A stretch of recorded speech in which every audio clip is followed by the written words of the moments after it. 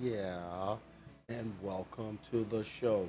This is the truth about Chicago sports with your host Marcus Mack here at 1410 WRMN Elgin, Illinois. Let's go. In Chicago, in local news today, we had the Chicago White Sox won victory and Chicago Cubs had a victory as well. We had two baseball teams that got our victories today in town. That was one of the great things about the sports scene yesterday, as we're going to get right into it right now. Let's talk about it. You had the Chicago Cubs beat the Milwaukee Brewers 5-3 yesterday on the road. Ian Happ provided a two-key run homer that helped seal the victory, ending the Brewers' winning streak at 5 games. The Cubs look to win the rubber match today at 1:10 p.m. as Freddie Peralta for the Brewers will go against the Cubs' Kyle Hendricks on the mound. Chicago White Sox won yesterday at home 11-3 over the Colorado Rockies. Paul DeJong homered and drove in 3 runs. Lewis Robert Jr., Corey Lee, and Lenny Sosa also homered for the White Sox to give them their first double-digit win of the season. The Sox are on a 3-game winning streak and look to sweep the series today with the win. First pitch will be at 1:10 as Kyle Freeland for Colorado will pitch against Garrett Crochet. The Chicago Bulls on Wednesday drafted hometown native Montez Buzelis with the 11th pick from Team Ignite in the G League.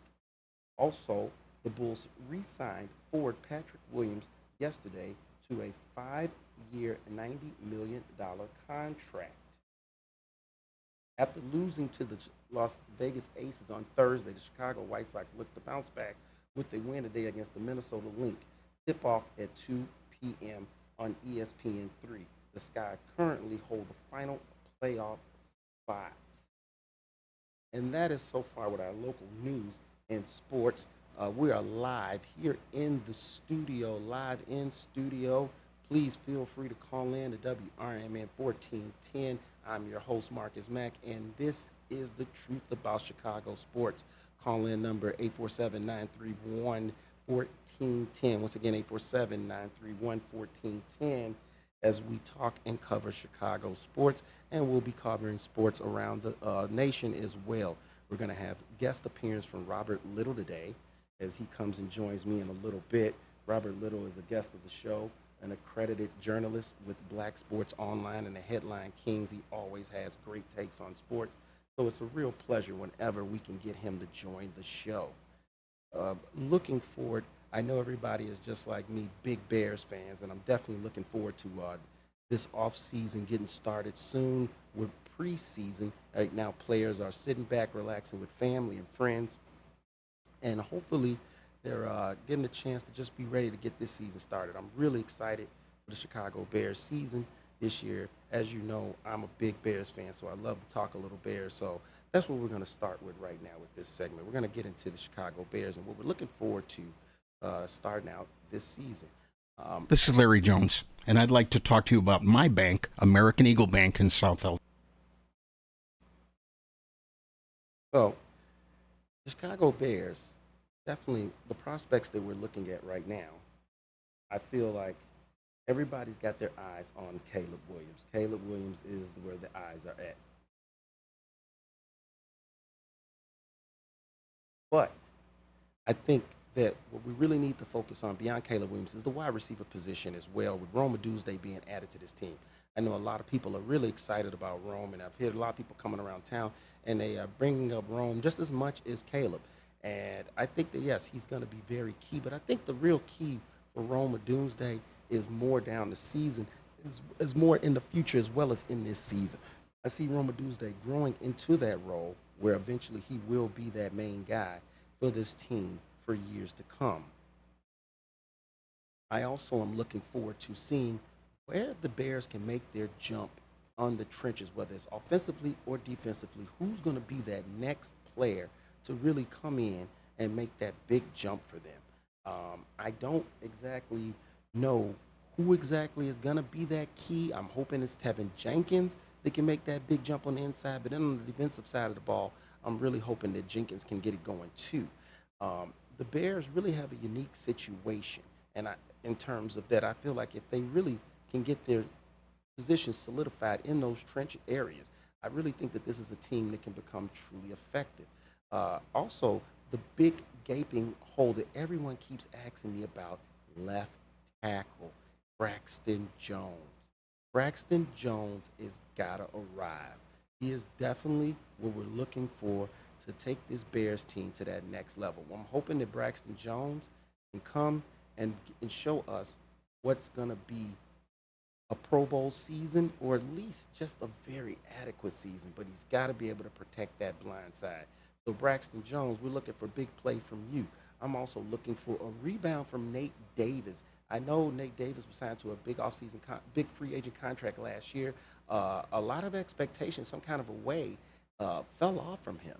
And it's really been where it's almost kind of like no one expects much from him. And that's something that has me concerned, because I feel like if you're going to sign someone to that big contract, they have to be able to come through for you. They have to be able to come through for you, and especially in the trenches. And I just didn't see enough of that from Nate Davis. So I'm really looking for something from him in those trenches as well on the offensive side of the ball. I think we got something really good with Wright. I think we got something really good with Wright, and I'm hoping that we can continue doing well with Wright. Um, I'm also seeing that a lot of concerns have been in terms of center position. And center position, I believe, is definitely going to be something that we're going to have to keep our eye on. It's going to be the key for everything. And I believe the guy that they signed, Ryan Bates, he's going to be able to play that role for the Bears. But if not, that's where we're going to fall into trouble. And I think that it's one heck of a gamble, and to take that chance. So I'm really hoping that this pays off, because that was one of the biggest glaring issues for this team, was that fact. So hopefully they can get a bounce back and we can really get this thing going. Now, on the defensive side of the ball, this is where my concern is as well. We know that what we have in Montez Sweat, we know we have solid players in Billing. We know that we have solid players, and I believe DeMarcus Walker. But now we need to see the next step from Javon Dexter.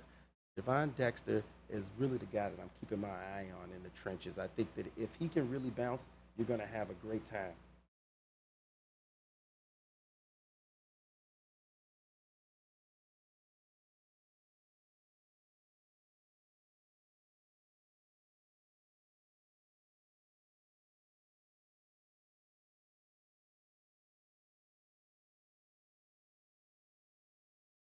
We were having a little technical difficulties in the studio. I think we got that remedied out now.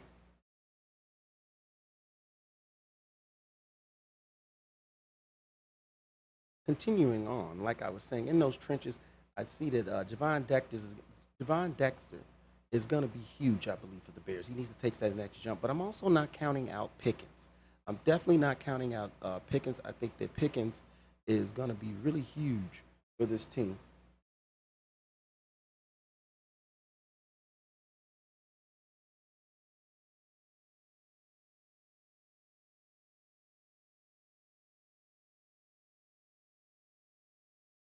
Pickens was drafted right after Dexter. And see, this is the interesting part about Pickens. He kind of got lost in that shuffle last year when he came around. And, this was the thing that it's like, is he going to be someone? Is he not going to be someone? But I think by the way that they approached this draft this year, where the Bears did not go and get a top guy, a top lineman, they put a lot of faith, I believe, in their defensive tackles when it comes to Andrew Billings, who was signed in free agency a year ago, when it comes to Zach Pickett, and when it comes to also Javon Dexter.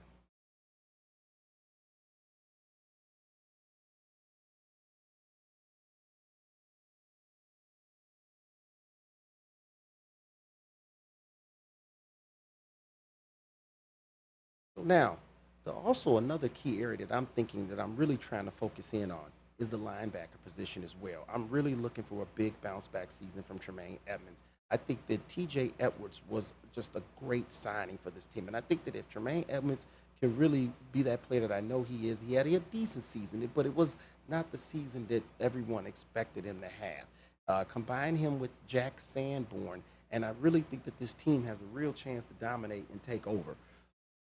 I'm really hoping that this team can continue to push forward because I'm telling you right now, this Chicago needs it. Chicago needs it. No doubt about it. We're suffering right now, and we need it. Currently, we have no winning teams in Chicago, none. And I'm just got my fingers crossed. I'm really counting on these Chicago Bears to come and bounce back around because, as we know, our baseball teams are suffering. And so, yes, both baseball teams are in the basement right now. Chicago Cubs and the Sox. And really the shocking part, I think, is more the Cubs, definitely. But at the same time, the Sox have actually been trying to play a little bit better baseball, which is something I don't think a lot of people and a lot of people saw. But now that it's happening, it's kind of a nice surprise. But at the same time, it's still very shocking that both teams are in the cellar. I don't know really what can change around. And I'm hoping that the Cubs can find a way because I think that they really do have a legitimate team. But as these struggles continue, we just have to ask ourselves, are we going to get any type of winning sports this year in Chicago? I've got coming up here soon joining me, Robert Little will be joining me from the show from Black Sports Online and also the Headline King. Robert Little will be joining me for the show on the truth about Chicago sports. Once again, call on into the station, hit us up, let me talk anytime. I want to hear your thoughts. Tell me what you think about the show. Tell me what you want me to discuss on the show. Here at WRN 1410, Elgin, Illinois. And this is the Truth About Chicago Sports live with your host, Marcus Mack. Now, as we get ready to get set for another big game from the Chicago Sky, it seems like every game every week is another big game as they played the Fever last Sunday and a thrilling one-game win, and then went on to play the Aces last Thursday and it took a tough loss. They now are going to be playing today, and they're going to be they really need this victory today against the Minnesota Lynx. Yeah, I think it's going to be very key that they get this a chance to bounce back at home. Tip-off is at 2 p.m. on ESPN3. And if they can get back and get this win, I think that they need to put more space between them and the Fever. Because make no mistake about it, the Fever are right there breathing down their neck. And when you look at the standings, I'll tell you honestly, it's really just seems like it's going to come down to those three teams kind of battling it out between Atlanta, Chicago, and the Fever for who's going to be those final two teams to get the playoff spots. So every victory is key. Make no mistake about it. We see that the Sky being led by Rookie of the Year candidate Angel Reese. She's had 8 straight double-doubles and really starting to come into her own. This team is really starting to find their stride, I think. And yes, they're not going to beat the top teams. I just don't think they have the talent for that. But they do, as you see, possess that ability to be able to come in and get key wins and make themselves a relevant team. A lot of people pick this team to be dead last because of the way this roster was constructed. And so it's very pleasant to see where this team has gone.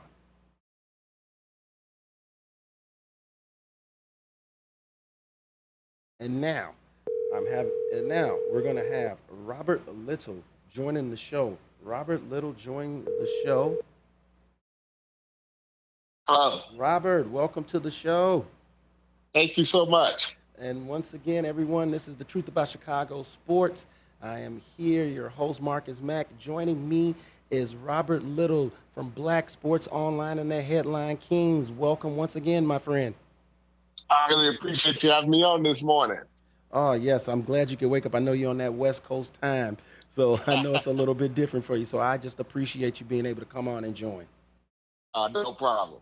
So I just left off right now. I was talking about WNBA, talking about the Sky. Big game coming up right now against the Minnesota Lynx, who actually won the Commissioner's Cup and are looking like a team that could be poised to really make some noise in the playoffs, maybe even a championship contender. Tell me, what are your thoughts right now on the Sky and what you've seen from Angel Reese so far to start this season? Well, I think Angel Reese has been incredible. I think she's actually, whatever the expectations was, I think that she's been better than what a lot of people thought she was, going to be. I think you felt like you were going to get the rebound and then you were going to get the defense, but the scoring, I would say, especially over the last few weeks or so, has been a surprise. And she's got that field goal percentage up. She's converting more of those shots in the lane, and really showing that she's an elite player, kind of already in the NBA, and considering some of the size that the Sky actually have on the team right now, she really stands out. I think they finally kind of found the formula, putting Trinity Carter in the starting lineup for the scoring, Cardosa, Reese. The foundation is there. Uh, it is a little. It seems to me that maybe um, these last couple of months of the season is when they're going to make their run.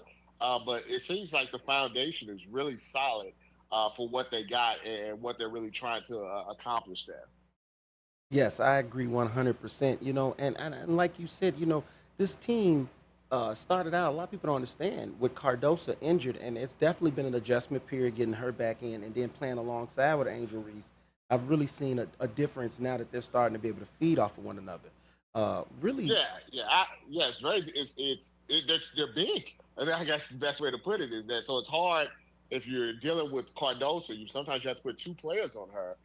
Then that leaves Angel Reese available for all of these offensive rebounds, outlet passes, and things of that nature. You could say they're twin towers, kind of the WNBA. yes, the new Twin Towers indeed, and I think that they're going to be very effective. Here's where I feel like I saw the change, and you tell me if you saw it as well, was when they lost that game against the Fever.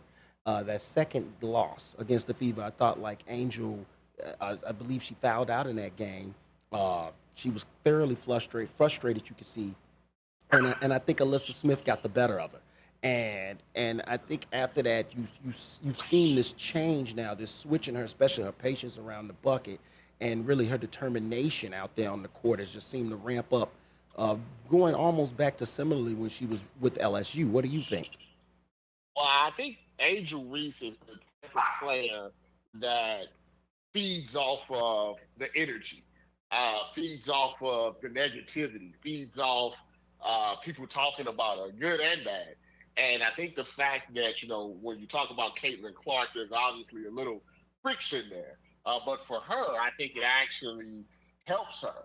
So, kind of losing to Caitlin Clark a couple of times, getting some of that negative backlash, from the media and people. I think that actually fuels her game. She's kind of one of those type of players. Some people kind of go backwards from that. They kind of shy away from it. She kind of leans into it, to the fact that the more you talk about her or the more negative you are about her, or she's going to come back two times harder. And I think that is kind of what you're seeing now, is she wants to prove people, wrong, and kind of throw it back in their face. Yeah, yep, I agree with that 100%. It's like she said after that thrilling one game victory last Sunday, I'm a dog. And I think that that's what everyone is clearly starting to see, is that drive in her, that will to win is something special. And I think, honestly, I think she couldn't have landed in a better place than right here in Chicago, a town that really embraces people to go after it. We like that feistiness, we like that energy, And the funny part about with her, quote unquote, playing the villain role, she's actually quite a celebrity here in this town. Yeah, well, she has that personality, and I thought, that she should have been drafted earlier, Mm. not just off of her skill, but also off of her personality and her marketability. Those are important aspects, especially in the WNBA, because as we know, it's not just about how many points you score, how many rebounds you get. Is that they need eyes, on the product. They need butts in the seats. And while she doesn't do it at a level of Caitlin Clark, she definitely has her own, fan base. She actually has her own supporters. She's very good on social media, in the culture. I think she's been accepted, in our culture as someone that we're going to big up. And that's important, for a franchise. She reminds me a little bit of John Morant in that regard, without the guns and all that stuff. Um, but Yes, sir. you get that, but you understand, you get that feeling that like you just talked about the Chicago culture and her personality, just like the Memphis culture and how they kind of wrapped around John Morant. That's the energy, that I feel from her, Chicago, the culture, is that she really fits into that. And some of these other teams maybe made a mistake in not taking her and not really thinking about the long term aspects. And then on top of that, she's playing like a number one, number two, number three pick, not a number seven or eight pick, if we're being honest. Yes, indeed. That's the truth. And I think that what it was, a lot of it too, Robert, was the fear factor of controversy. I think that a lot of teams knew her coming into the league was going. She was coming with controversy already from LSU, but they and also recognizing that that was gonna be that rivalry with Caitlin Clark was going to follow. And I think that Chicago knew that, hey, we have the coach, we have the culture, we're new, we're restarting over. This is the prime place for her to come, as opposed to a place like the LA Sparks, which maybe already have their own identity going, and it maybe she would have came in there and not been able to really, embrace where she's at now to take on this rivalry, the villain role, which is definitely driving the WNBA. And like you say, she does have her own fan base. It is not as big as Caitlin's because obviously Caitlin Clark has got that big media push, that we know Angel was never going to get. But considering the fact that she's out hanging out with G Herbo, Gorilla, Lil Durk, I mean, she is driving the WNBA culture in a different way than Caitlin. And I think Yeah, that's just absolutely. as key too, don't you? Absolutely. I mean, it's the best of both worlds for the WNBA because, Caitlin Clark brings a middle America, type of culture to the thing, little, white girls and that part of America that's a huge part of America that we often don't think about a lot Mm. because we always think of the big cities, think of New York and LA and Chicago and down in Texas. But the majority of the country is just the middle of America, the Iowas and the Ohio's and the Missouris. And she has really touched that part of America. But as we know, the cool of America, is us. So, we're the ones that set the trends. We're the Yes. ones that move things forward as far as what is cool and what is interesting. And someone like Angel Reese tapping into that, now you have, it's probably why there's so many arguments. You have, basically two sets of audience coming in from a different direction and meeting in the middle. And some of us are like, hey, nice to meet you, and shake your hand and give you a hug, and like, this is fun. Others are obviously butting heads over it. But it doesn't really matter to the WNBA as long as both sides are watching, talking about it, engaging in it, and more importantly, coming to the games. Yes, I agree 100%. That's Robert Little once again joining me as my guest here on The Truth About Chicago Sports with your host Marcus Mack. Call in. We're doing live sessions today. Call in 847-931-1410. We want to hear your thoughts. We want to hear your opinions. Robert, I want you to stick around with me. We're going to be going to break in a little bit, but we're going to continue. We're going to continue talking about this WNBA. You already kind of touched on a thing that's really still. I thought this would go away, and it's still kind of bothering me. This almost narrative that Caitlin Clark is being so attacked, and how can they do this? And the WNBA has been begging for this, and there's just so many points that are getting lost by some people with big platforms like SAS and people with little platforms. And I follow you a lot, and I love listening to you because you've had such a great take on this from both sides of it. Not just the side of saying, oh, it's unfair that Caitlin Clark is getting this attention, but you've also been in the defense of Caitlin Clark as well. And I want to continue to have your thoughts when we return from break. But before we go into that, real quickly, tell me this much: do you think the WNBA is hurt currently by how Caitlin Clark is being viewed in the league? I don't see them being hurt because I see the ratings and I see the attendance. So clearly, that portion of that compensation is not affecting that. The problem is you worry. This has to maintain. This can't be a 1-year thing for them to get out the hole. This has to be a 2, 3. This has to be a consistent thing. We have to get to the point where 3 years from now, it's not a big deal that they had a million people watching, or they had 15,000 people in the stands. Like, we don't talk about the Lakers' attendance. You know what I mean? We don't talk about TNT's, basketball rating because we, in general, know what it's going to be and what it's been for the past 10 years. That's the consistency that they need to have. And really the question is, will the conversation and some of these other things that are going on, will that start to affect the ratings, the attendance, the attention that the league is getting, some of this negativity? And that's something that is definitely concerning to me as a fan of Caitlin Clark and other players in the WNBA. Yes, that's 100% true. And the thing about it is that it's what people don't understand sometimes is the comments, the power behind the comments that they make in terms of saying things like she's being picked on, or they don't like her, or they're jealous of her. These are real strong terms, and I think that a lot of the backlash from players, a lot of the pushback from players, is that the idea that, hey, what did you expect from us when she came in the league? We were never going to just step aside like we can't play. We're going to compete hard. And I think that some of that has gotten lost in translation in terms of that these quote unquote new fans. And I really hate that term, new fans, because it just makes it sound like the WNBA just started yesterday. And I think what it is that they should be called fans of Caitlin Clark, not necessarily new fans of the WNBA. But when we return from break, we're going to get ready to head to break. And when we return, we're going to continue. I got Robert Little joining me on the show here, The Truth About Chicago Sports. Robert Little from the BSO, Black Sports Online, and Headline Kings.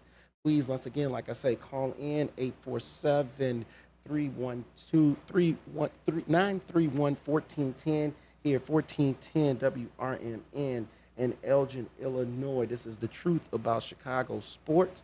And we're going to continue to come back. We're also going to cover free agency in the NBA. As free agency has started in the NBA, we've seen some big moves already happen. And I also want to discuss with Robert the situation that happened with the NBA draft, where a lot of people were up in arms about LeBron James drafting his son, or what seemed to be like LeBron James orchestrated to have his son drafted. This is The Truth About Chicago Sports, and we will be returning.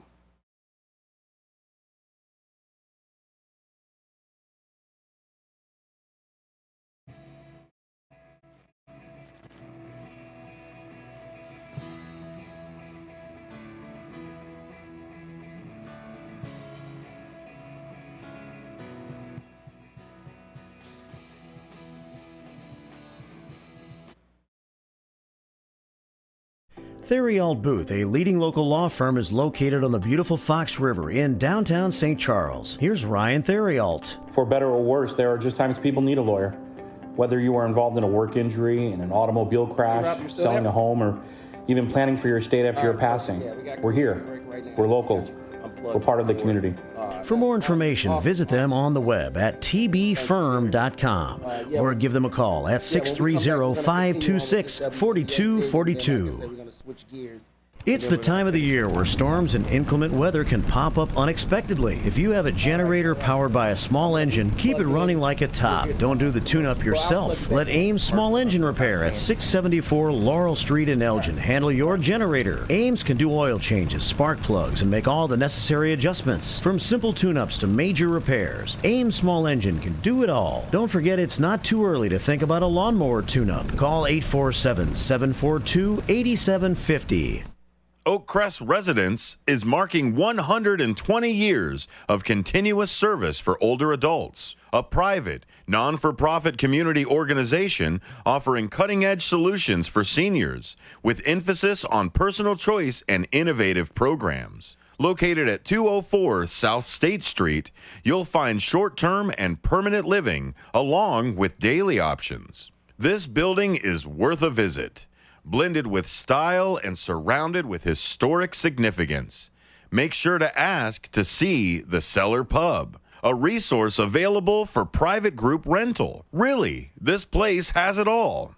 During this 120th anniversary celebration year, the community is invited to join in for free lunches and programs. For more information, visit oakcrestatrium.org. That's oakcrestatrium.org.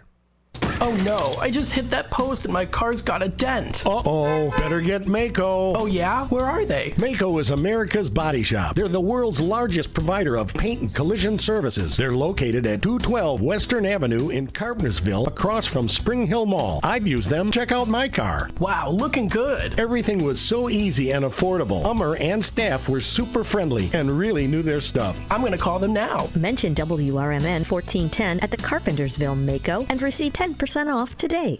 What's the best way to get rid of a timeshare that you don't want? Call the Timeshare Exit Hotline. We're a group of attorneys that help customers legally exit their timeshares. It's an easy process. We guarantee results or you pay nothing. Exit your timeshare today. Call now. 800-890-5957. 800-890-5957. That's 800-890-5957. Attention Fox River Valley. In response to listener input, WRMN AM 1410 is bringing back the live radio shopping show to your Saturday mornings. Join us from 8 a.m. to noon every Saturday starting June 29th for incredible deals and unbeatable savings. And that's not all. Our Redemption Center will now be open only on Saturdays from 9 a.m. to 3 p.m. So mark your calendars and get ready for Saturday morning shopping sprees with WRMN AM 1410, your station for great savings and local fun. A recent Gallup poll indicated that 38% of Americans are putting off health care because of financial concerns, the highest ever recorded. I'm Dr. Bob Martin, here to serve you every Sunday afternoon from 1 to 4. Millions of Americans are seeking health advice that will not cost an arm and a leg, so I offer health tips and advice absolutely free. Listen to my show, Sunday afternoons from 1 to 4 right here on WRMN, AM 1410 and 96.7 FM, the voice of the Valley and the home of Radio Shopping Show.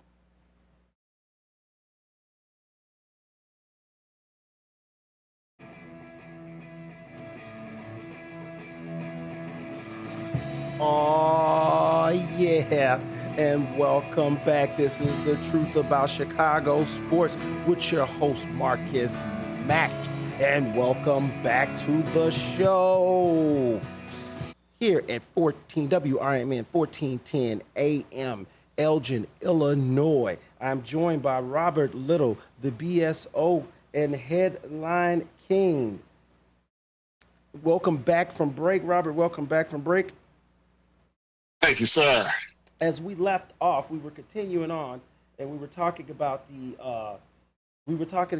the situation with the WNBA, and in terms of the right. I guess what you really it is a rivalry, and I know that the players have downplayed it. It's not a rivalry, but we both know that it is, and I think it's an important rivalry because it's definitely driving the league with Angel Reese and Caitlin Clark. But the problem that I've had with this is this narrative that people don't want to see her succeed, or that current, or I guess old fans don't want to see us succeed along with current players, because players like Candace Parker, players like Deanna Taurasi currently didn't get this type of shine that Caitlin Clark is getting now. And I think we know it's for obvious reasons.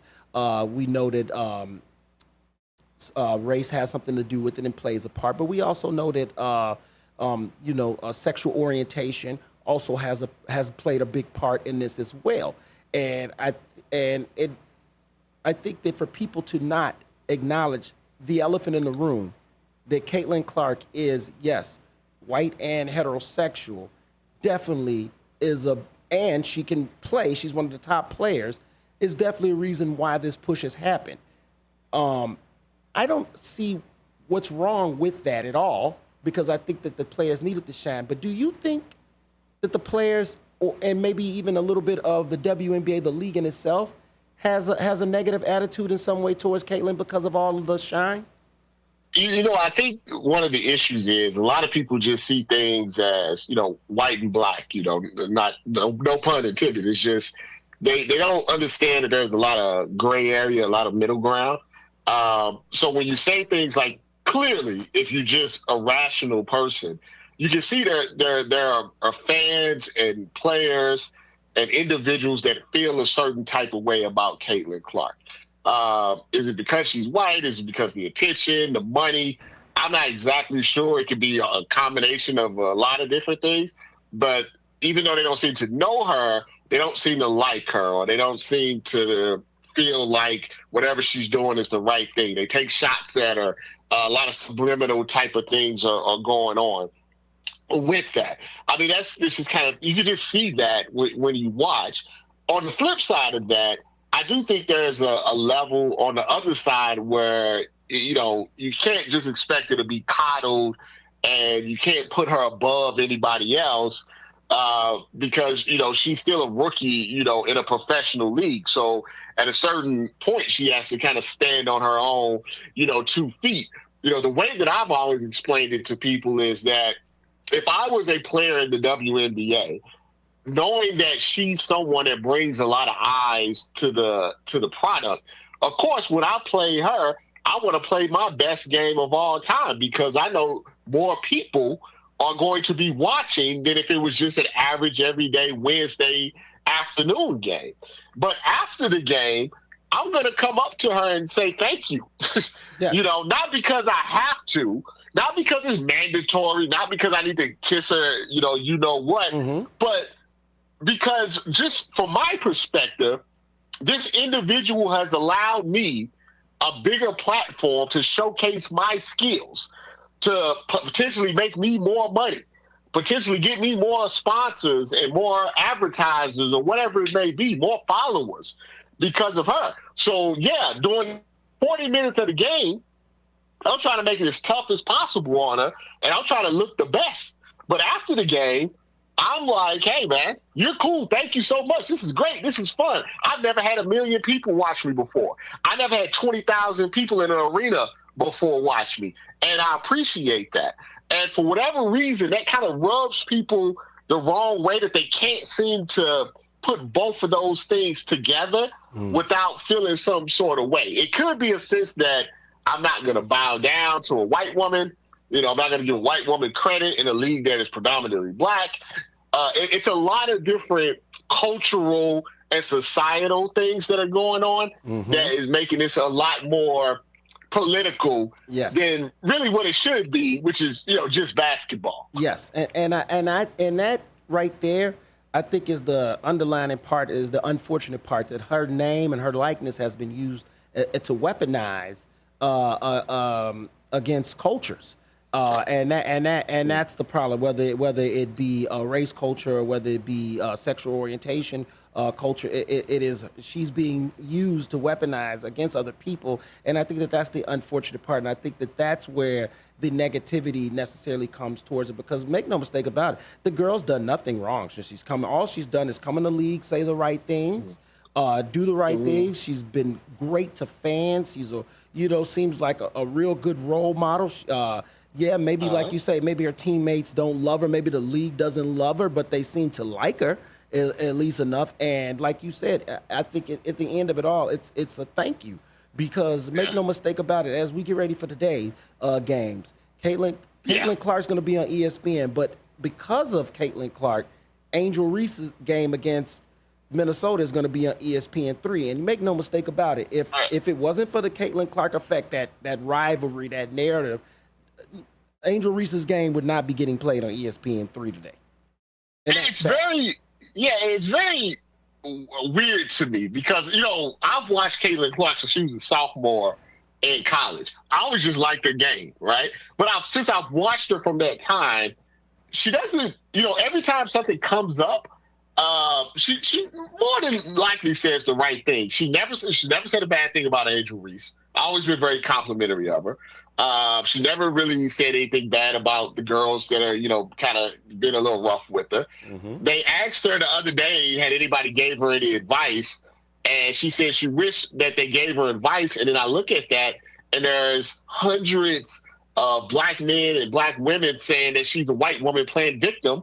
She was asking the question. Mm-hmm. And I think there's definitely some trauma in the black community about white people coming into black culture or something that's black dominated and being the reason that all of a sudden, you see the same thing with Eminem, if you're talking about like rap. Yeah. Right. And I think that's I don't think it's Caitlin Clark per se. I think it's 200 years of trauma that's causing these, reactions, to Caitlin Clark. And that's why I try to be understandable about it, because I get it, because you see it at work. You see it at school. You see it in politics. You see it in everything, right? Yes. And then you see Caitlin, so you see Caitlin Clark, who's the whitest of white women, just staring at you. I can understand some of it, that the anger that comes up, even if it's not fair, to her.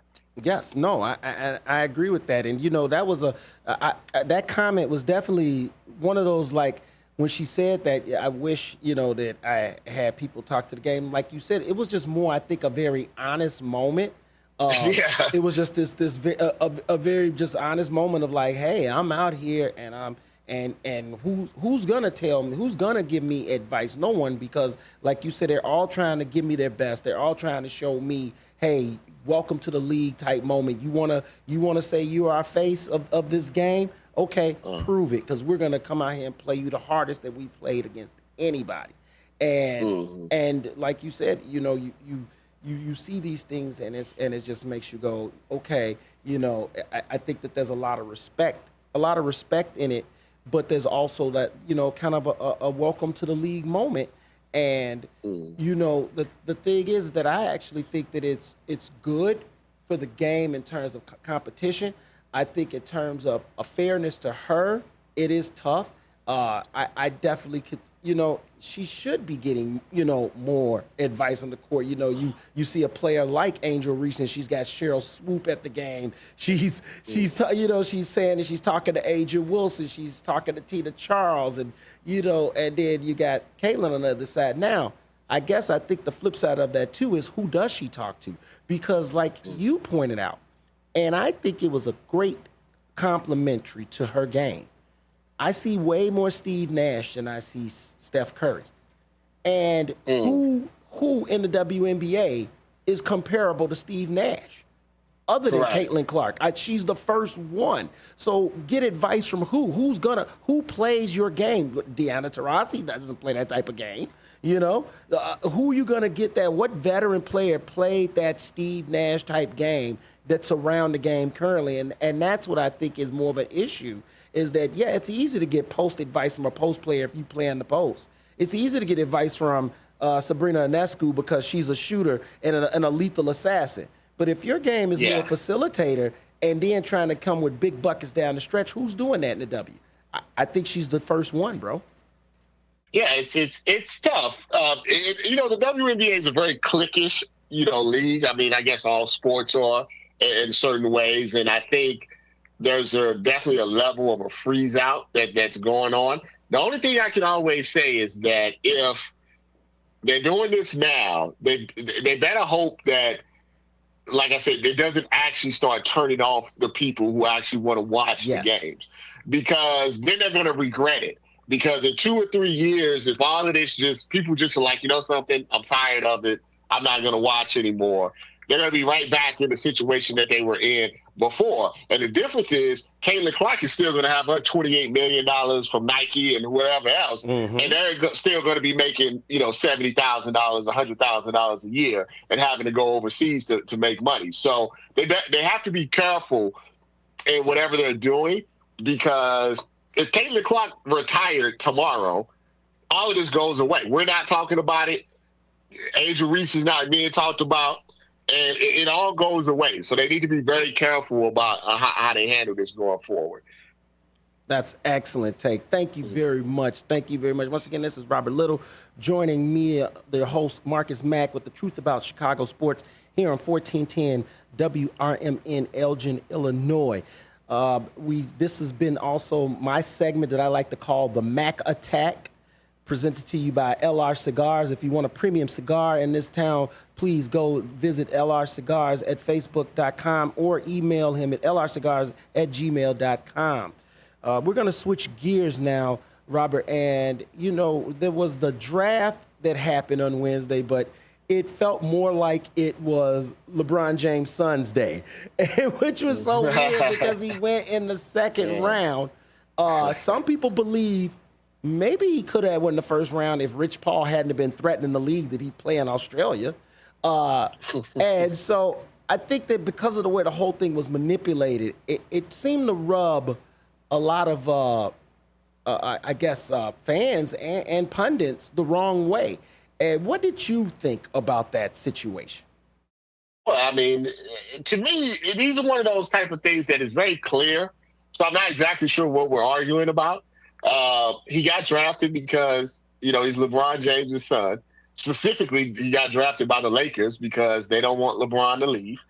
Rich Paul had this in place for a very long time. There was it wasn't I'm surprised. I mean, they had a draft party. They already had the hat and the jersey and all. This was all done well in advance. And you could be upset about it. I guess the way I like to look at it is, I think there's a difference between people that have kids and people that don't have kids. Okay. If you have kids and you have an opportunity to help your kid, or whatever it may be, from the lowest levels to the highest level, that's what you're going to do.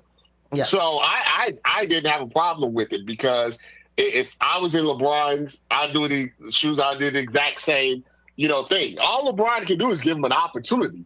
What he does with that opportunity is on him going forward. Now, I say it would be a little different if it was like a first-round pick, if they had used like pick 17 or something like that on him. Using the second to last pick or the third to last pick in the draft just to make your star player happy, this is not unusual in sports. We see Giannis' brother on there. Yep. We see Jalen Brunson's dad has a job with the Knicks. Obviously, the Lakers ownership was passed down. So to me, this is not unusual. Maybe because it's a black person, it's a black father. Maybe it rubs people the wrong way. But to me, as someone that's a little bit older, I've seen this happen. When I worked in the call center, when I was 22 years old, I saw somebody get promoted to manager just because they were the general manager's son. Just came in off the street, no experience at all, and they were the manager. I had been there for a year, smarter than him at least by 10 times, but he got the. So I've seen it from the beginning. So to me, I don't understand what people are upset about. I mean, you knew it was going to happen. It happened. I'm happy for Bronny. I hope he does well. If he doesn't, we move on to something else. I agree 100%. And, it seems to me a lot of people forget a man named Rick Barry, whose all his sons played in the NBA, and last time I checked, none of them were all-stars, and they were serviceable at best. And their dad wasn't the second greatest player to ever play the game. So hey, if your son, you're the second greatest player in the NBA, I feel like, and your son wants to come and play in the NBA, hey, he's coming to my team, especially if I'm still playing. Yeah, I'm pro-black nepotism because I know there's an argument about if nepotism is good or bad, just in general. But to me, I don't actually think it's a bad thing because what is the goal of a parent? I always heard this, and I think it's true. You say you want your kids to be better than you, right? You want better for your kids that what you had, right? So ideally, to get them in a better position, you have to help them, to get there, So if I started with $100, I want my kid to start with 200. So that means I got to get 400. You know what I mean? So I don't think nepotism is bad as long as your kid is out there willing to put in the work. I mean, it's one thing if he's a bum, but if you're, like for instance, my daughter's in college, right? She has a 3.75 GPA, never been in trouble in her life, is on the dean's list, honor roll, all of that stuff, right? Got an internship, works, is the nicest person in the world, right? Never was giving me a problem, 20 years old, right? Why wouldn't I want to help her? You know what I mean? What is the point? What was the point of me working from the bottom? I mean, I was broke. To get to a point to where like I'm comfortable in life, I know all of these people. Why can't if she wanted to go to Chicago, right? Why wouldn't I call you, Marcus, and say, hey, she's interested in doing she's a PR major, public relations. Yes. Hey, Marcus, at the radio station, do you guys need a public relations intern or something? Do you got something for to start her off with? Is that wrong? Nope. How would that be wrong? How would it be? I agree 100%. You know what I'm saying? How would that be wrong? If I came on your show 17 times and you helped me and even if you called me and say, hey, Rob, my whatever is coming out to LA, do you think you can introduce her? I'm going to be like, sure. Here's a couple of emails. Here's some numbers. That's how black people should work. Yeah. Right? Yeah. We should, because they're not helping us. We got to help each other. So the people that say it's bad and that they look like us, it's really flabbergasting to me, to be honest with you. I agree 100%. This is Robert Little once again joining me. Robert Little from the BSO, Black Sports Online, and the Headline King joining me here, your host Marcus Mack, and the Truth About Chicago Sports on 1410 WRMN. We're going to switch gears now and to wrap up the show. I want to get your thoughts really quickly on NBA free agency. We see that the two biggest names out there, Paul George and Klay Thompson. Paul George obviously opting out. Klay Thompson looks like he will be an unrestricted free agent as well. I think that these two guys can really shape the narrative for the next championship team. I don't think that I don't think the tank is dead, but I think the more important person is Paul George. Where do you think Paul George is going to land? I don't think I never thought he wanted to leave LA because that's where his family is. That's where he's comfortable at. I think just the fact that the Clippers don't want to pay him is the problem. I saw that they had something in place potentially with the Warriors, which would have kept him in California, which is what he prefers. But they don't want to work with the Warriors because the Warriors, been beating them so bad over the last decade or so. So I think you're Paul George. You're playing a game of chicken. You're hoping that the Clippers see that you have a market, and therefore maybe will up their offer. If not, then he has to make a decision. Is he willing to take less to be where he's comfortable at, or does he go to somewhere like on the East Coast, like uproot his family, go to Philadelphia, go to Orlando, where maybe in the East you have a easier time going to the championship. Same, I think with Klay Thompson is just he feels disrespected by the Warriors. He feels like he helped them win them 4 championships, and he should get same way like how they paid Kobe and how they gonna pay LeBron. Maybe you pay them not because of what their talent is at the moment, but what they mean to the franchise. And the Warriors are like, no, we're going to pay you like your talent, which is not what it used to be. But you put a shooter like Klay on a team like the Lakers, where he could be a third or fourth, a team like the Clippers, a team like the Nuggets, teams that have established guys, and he's not asked to do as much. I do think he can be someone still that could make a run at the championship. But it has to be on a team where They're not asking him to be Clay from 2016. He just got to be regular old Clay from 2025. I agree. I heard earlier someone attached his name to Orlando. They said this young team, but I think it's really interesting. And I don't know the Lakers salary cap situation. I haven't taken a look at that at all. But I'll tell you one thing. That to me would make the most sense. Pair yourself up with LeBron. You still got AD who is in his prime, and make yourself one last run. I think that's the guy that the Lakers are missing. And I'm not a big Lakers guy. I grew up rooting for Boston, and then they moved to the Bulls when they drafted Michael.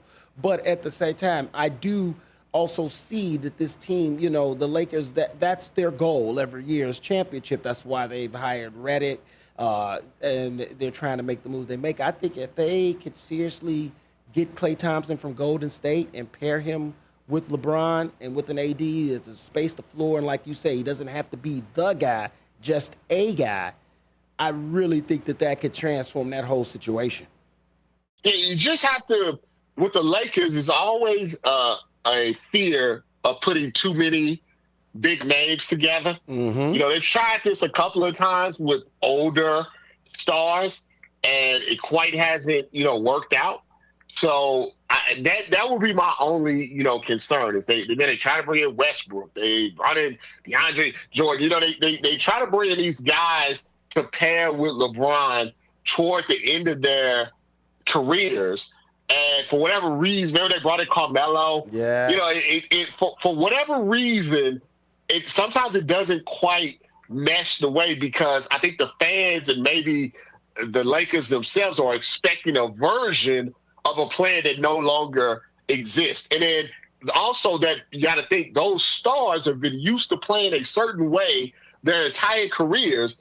Then they have to play with LeBron, which forces you to do things a little bit differently. So it would be, I'll watch. It'd be very fascinating to watch, especially with J.J. Redick as the coach. But I would caution maybe adding, another older superstar, to the mix.